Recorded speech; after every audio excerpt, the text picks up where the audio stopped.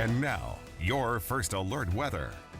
We've been enjoying just partially cloudy skies all throughout the day with cooler temperatures today and still pretty breezy winds, not so strong as what we've seen the last couple of days, but still up there. 22 miles per hour is your current wind speed into Pocatello. 67 degrees right now. We'll watch for warmer days ahead. We'll kind of bounce between 60s and 70s as we step through your 8-day forecast. We'll see that in just a moment. First, here's your Viper radar, where we are seeing some activity moving through western Idaho, also into the mountain areas. Central Idaho looking at some storms, including a chance for some snow up into those mountains, especially towards the nighttime hours as this activity continues.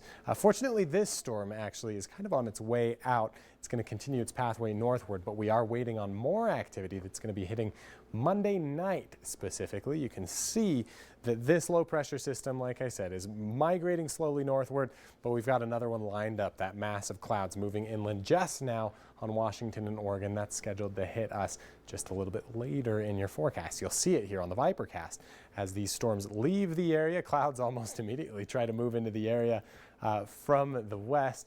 By Monday morning, in fact, tomorrow morning, we'll be looking at a little bit of snow into the mountain areas for central Idaho. Stanley in particular looking pretty active at that point. And then throughout the day, that storm continues to move through central Idaho. We'll still enjoy pretty calm conditions for southeast Idaho through much of the daytime, but then we move into the evening hours and we start to pick up on a little bit of some activity. You can see one tentacle of showers there stretching off of the storm, reaching over the I-15 corridor, and that's only going to expand into the nighttime hours. Your Tuesday morning is going to be looking pretty active, and though the stronger activity drifts into the mountain areas, we can expect a little bit of rain overnight for the Snake River Plain. This is actually the storm system. You'll notice as we pass through the day Tuesday kind of stalls out right here, and we'll be expecting ongoing shower potential for the southeast highlands especially. We're looking at a ½ inch to an inch of rain. Pretty significant event. We're going to continue to see swollen rivers into our area as that water spills down slope. Here's a look at your highs for tomorrow. A much warmer day on the way with 70s in McCammon as well as Soda Springs. 80s scheduled for Malad and Preston.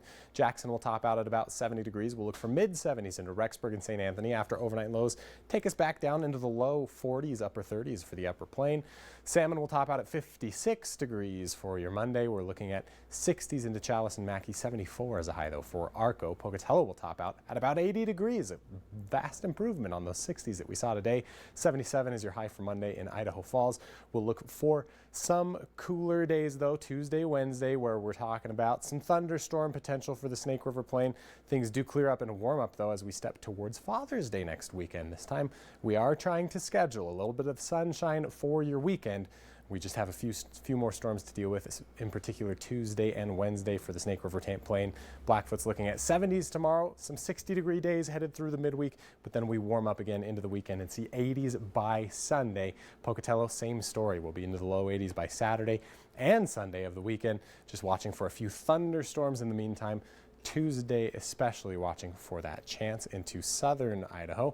Here's a look at Salmon, 67 degrees for tomorrow, low 60s for Tuesday and Wednesday. Jackson's looking at some pretty significant chances at some rain as well. We're going to try to avoid snow, though, into those lower elevations. That's a good choice. All right.